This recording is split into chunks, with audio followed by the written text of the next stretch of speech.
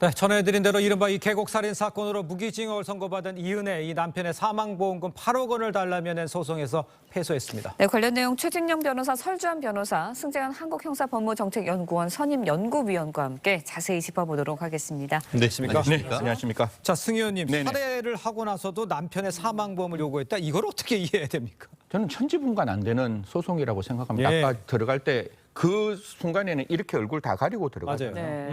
네. 이 사건 아마 인천지검에 이제 사건을 담당했고 지금 아마 대검 차장으로 있는 심우정 검사장이 이 사건을 담당했을 때 저도 잠깐 사건을 들여다봤었는데 아마 이 사건 다 자기에 의한 살인죄로 검찰에서는 공소 제기했음에도 불구하고 법원에서는 자기라고 볼 여지가 없다. 부자기로 예. 이제 살인죄를 네. 인정했는데 문제는 이게 만약에 자기로 공소를 유지 안 했으면 이렇게 무기징역 안 나왔을 거예요. 분명히 이 이연애는 남편을 죽이기 위한 수많은 계획을 했고 그 계획의 과정 속에서 남편은 사망을 했는데 네. 사망했을 때 이게 언제 소송이 제기됐는가 하면 검찰로 송치되기 전에 이게 이미 그 8억을 달라고 이야기를 했던 겁니다. 네. 근데 법원 입장에서는 이 사건 아직 형사재판이 안 일어났는데 무슨 지금 저 소송에 대한 어떤 그 보험금을 지급하느냐 좀 기다리자라고 이야기했고 당연히 이제 2심에서 무기징역이 나왔고 이때 우리 법원은 지극히 상식적이고 지극히 타당한 당연히 면책 규정에 따라서 이 8억 원 절대 줄 필요가 없다라고 해서 이연의 소송에 대해서 패소 판결했습니다. 그렇군요. 네, 이은혜 무슨 생각으로 8억 원을 내어놓은 거야? 이렇게 소송을 한 걸까요? 그렇습니다. 지금 그 이은혜 씨 같은 경우에는 고작 돈 때문에 내가 사람을 사랑해야 할 사람은 아니다라고 적극적으로 항변을 했습니다. 그럼에도 불구하고 법원 같은 경우에는 살인죄 그리고 살인미수죄에 나아가 보험사기 미수죄로 유죄를 네. 인정했습니다. 네. 그렇다는 것은 아시다시피 살인죄 같은 경우에는 대표적인 동기 범죄입니다. 그래서 지금 대법원 양형 기준에 의할 때도 5가지 동기에 따라서 형의 경중을 나누고 네. 있는데요. 예. 이 중에 이제 비난 동기 살인이라고 있는데 그 중에 이제 재산적 탐욕에 기한 경우 네. 대표적인 케이스가 이렇게 보험금 청구를 하기 위한 살인 이 케이스 같은 경우에는 비난 동기 살인으로서 양형이 상당히 높은 수준입니다. 아, 네. 결국 이 부분과 관련해서 본인은 부인함에도 불구하고 객관적 물증과 관련된 사람들의 어떤 그 진술 등을 통해서 네. 보험금 사기를 노린 살인이라는 사실이 입증됐다라는 점에서 네네. 이와 같은 그 피고인의 어떤 항변은 공허한 것이다 네. 이렇게 예, 판단된 것 같습니다. 알겠습니다. 설 변호사님, 재판부가 이 패소 판결을 낸 이 결정적인 이유는 어디 있다고 봅니까? 이은혜가 남편을 고의로 해했다는 것이거든요. 그러니까 보험 약관에도 보면 어떤 어떤 피보험자, 예. 보험을 수령하는 사람이 어떤 이 보험자에 대해서 예를 들어서 고의로 해하게 됐을 때는 보험을 지급하지 않겠다는 면책 조항이 있고요. 예. 뭐 그 전에 이제 원칙적으로는 민법의 1004조에 의해서 피상속인이, 그러니까 상속인이 피상속인을 해야 하는 경우, 고의로 어떤 그런 경우에도 당연히 상속권자로서 결격 사유가 발생을 하기 때문에 그와 같은 취지에서 저는 이은혜가 패소를 했다고 봅니다. 그 네. 결정적이었군요. 예. 네, 그렇다면 이제 보험금 8억 원 이은혜한테 가지 않게 됐습니다. 그럼 누구한테 돌아가는 겁니까? 뭐 이 보험금 8억이라는 거는 사실상 지급했는 돈에 훨씬 더 높은 거잖아요. 네. 네. 보험회사 입장에서는 첫 번째 보험금은 받았잖아요. 그럼 그 보험금은 부당이득이에요. 그래서 보험금만 이연희한테 돌려주면 될 거예요. 사실상 이 8억이라는 거는 그게 정말 피해자가 예측할 수 없는 상황에서 사망했을 때 지급하는 8억인 것이지 예. 악의적이고 고의적이고 계획적으로 한 사람을 살해했을 때는 방금 설 변호사님이 말씀 주신 대로 면책 규정에 따라서 절대로 지급이 안 되니까 그 8억은 지급될 수가 없고 지금 이연혜가 지급한 그 금액만 부당이득 반환 정도로 아마 그 이연혜에게 돌려주지 않을까 그렇게 말씀드립니다. 그분과 관련해 가지고는 이미 지금 그 보험금 지급을 거절했습니다. 그렇기 때문에 보험금 지급 청구 소송을 했는 거거든요. 그렇기 때문에 지금 이 케이스 같은 경우에는 아직까지 돈이 나가지 않았고 예. 그리고 지금 그 대법원 판례에 의할 때는 그 살인의 목적으로 어떤 보험에 가입했을 예. 경우에는 그 예. 계약은 반사회적 법률 행위로서 무효이고 예. 그것이 설령 다른 그렇기 때문에 계약이 무효이기 때문에 상속 자체가 일어나질 않습니다. 네. 그래서 지금으로서는 사실상 보험회사는 돈을 예. 지급하지 않고 이 그 이은혜 이외에 다른 상속인들도 이 보험금에 따른 보험 계약에 따르는 보험금을 수령하지 못하는 그런 관계가 되는 것 같습니다. 알겠습니다. 네, 알겠습니다. 자, 계속해서 다음 소식도 좀 짚어보도록 하겠습니다. 지금 보면요, 지난 7월 한 사람이 죽을 때까지 서로 이 돌로 때린 네. 이른바 이 여수 졸음 쉼터 사건, 사망 사건이 있었습니다.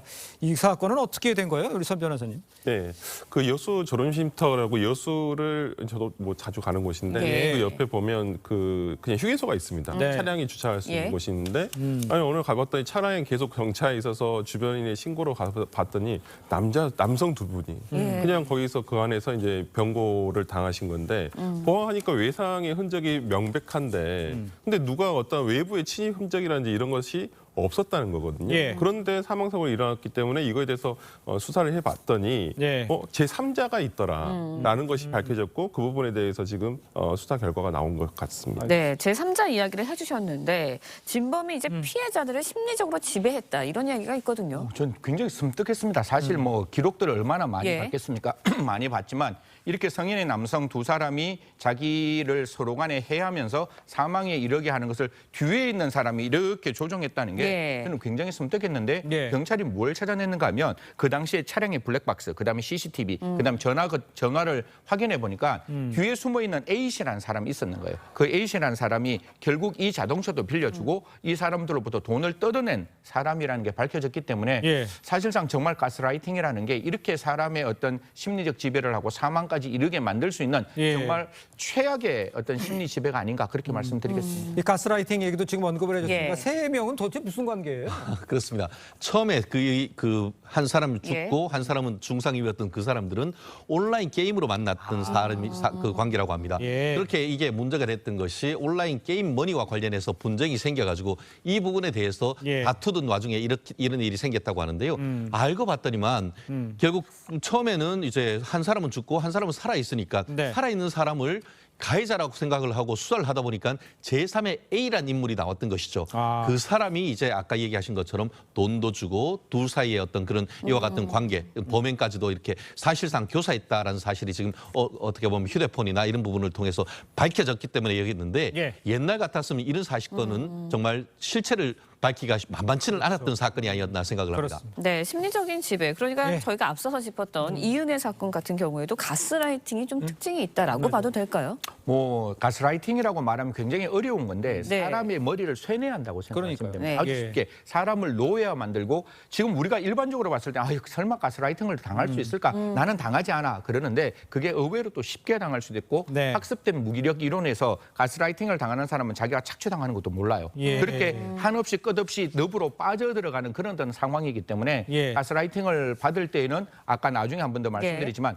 주위 사람들이 네가 지금 이거를 당하고 있다라고 이야기하고 그 사람의 손을 잡아서 바깥에 당겨주는 그런 모습이 반드시 필요하다는 말씀드리겠습니다. 네. 그러니까 이 가해자의 입장에서는 이게 법망을 빠져나갈 수, 가스라이팅 얘기가 이 법망을 빠져나갈 수 있는 좋은 기회가 되는 거 아니에요, 혹시? 그러니까 이러한 범죄들의 특징이 가해자에게 피해자가 의존적으로 있는 상황에서 벌어지는 것이거든요. 아. 정신적으로나 예. 여러 가지 물리적으로 어떤 이 사람이 가해자에게 내가 의탁을 한다, 예. 아니면 의지한다라는 그런 점을 악용해가지고 일어나는 범죄이기 때문에 예. 오히려 가해자가 그러니까 피해자 스스로 어떤 네. 범행에 피해에 빠지게 되는 경우들이 많거든요. 네. 그래서 가해자의 어떤 직접적인 어떤 범행에 대한 인과관계를 밝히기가 굉장히 쉽지가 않은 상황인데 네. 뭐 지금은 이러한 뭐 휴대폰이라든지 CCTV라든지 여러 가지 과거에는 없었던 그런 물리적인 증거들을 이용해서 밝혀낼 수 있는 것 같습니다. 예. 네, 가스라이팅 범죄에 특히 취약한 분들 있을 것 같은데 가스라이팅 당했을 때 대처법이 따로 있을까요? 그렇습니다. 이게 바로 심리학적 용어로 말하는 스톡홀름 신드롬 아니겠습니까? 네. 우리나라가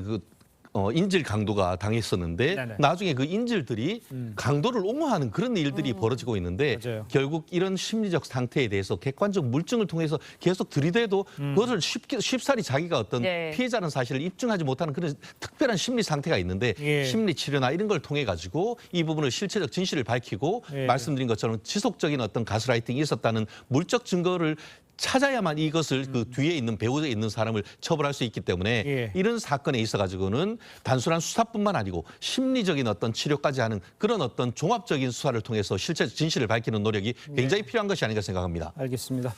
자, 세 분과는 여기서 인사 나누겠습니다. 고맙습니다. 고맙습니다. 감사합니다.